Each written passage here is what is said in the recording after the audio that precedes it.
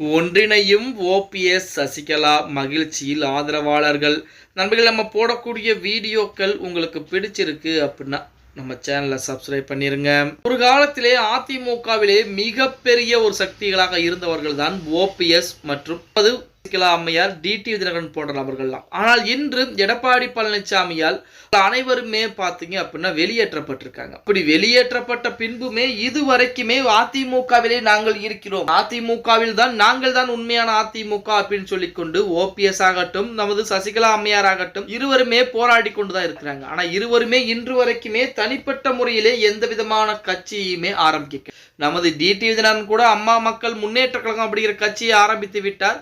அதன் காரணமாக அவர் தனிப்பட்ட முறையிலே ஒதுங்கி கொண்டார். ஆனால் நமது சசிகலா அம்மையாரும் ஓபிஎஸும் இதுவரைக்கும் எந்த விதமான கட்சியும் அவர்களை பொறுத்த வரைக்கும் தனிப்பட்ட முறையிலே சந்தித்து என்பது பேச்சுவார்த்தை என்பது நடத்தாமல் தான் இருந்தாங்க அப்படின்னு.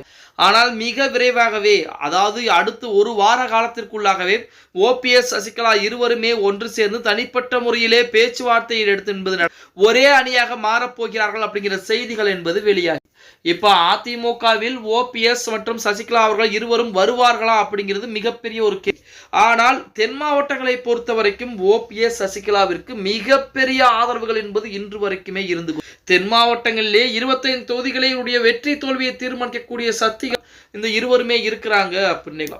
அப்ப இருவருமே தனித்தனியா இருக்கக்கூடிய அந்த வேளையிலே இருவரும் ஒன்று சேர்ந்து பயணம் செய்தால், ஒன்று சேர்ந்து ஒரு இடத்திலே இருந்தால் கண்டிப்பாக இன்னுமே வாக்கு சதவீதம் அதிகரிப்பதற்குத்தான் வாய்ப்புகள் என்பது இருக்கிறது அப்படின்னு. அதன் அடிப்படையில் மிக விரைவாகவே ஓபிஎஸ் சசிகலா இருவருமே தனிப்பட்ட முறையில் பேச்சுவார்த்தை ஒரே அணியாக இணைய போவதாக செய்திகள் என்பது வெளியாகிறது. சசிகலாவுடைய முழு ஆதரவும் ஓபிஎஸ்க்கு தரப்போவதாகவும் செய்திகள் என்பது வெளியாகிறது.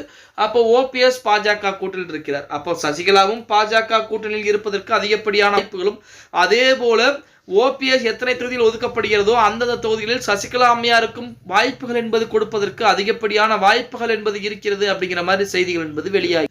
எது எப்படி இருந்தாலும் ஓபிஎஸும் சசிகலாவும் இன்று வரைக்கும் தனிப்பட்ட முறையிலே சந்திப்பு நடத்தி பேச்சுவார்த்தை நடத்தல.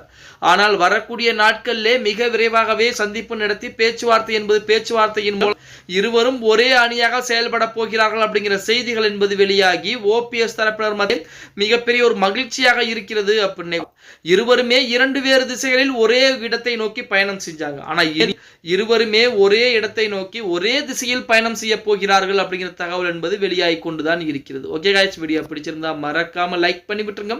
அப்படி இந்த வீடியோ ஃப்ரெண்ட்ஸ் அண்ட் ஃபேமிலிக்கும் ஒரு ஷேர் பண்ண மறந்துடாதீங்க.